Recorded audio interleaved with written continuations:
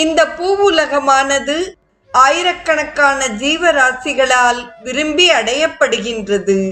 மேலுள்ள வானுலகமும் ஆயிரக்கணக்கான தேவர்களால் விரும்பி அடையப்படுகிறது.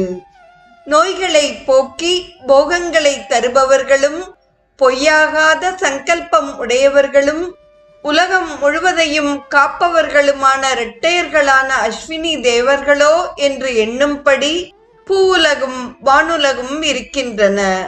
பூவுலகம் மனைவியாகவும் வானுலகம் கணவனாகவும் இங்கே சித்தரிக்கப்படுகிறார்கள். அவ்விரண்டும் கணவனும் மனைவியும் போல் இணைந்து இருக்கின்றன.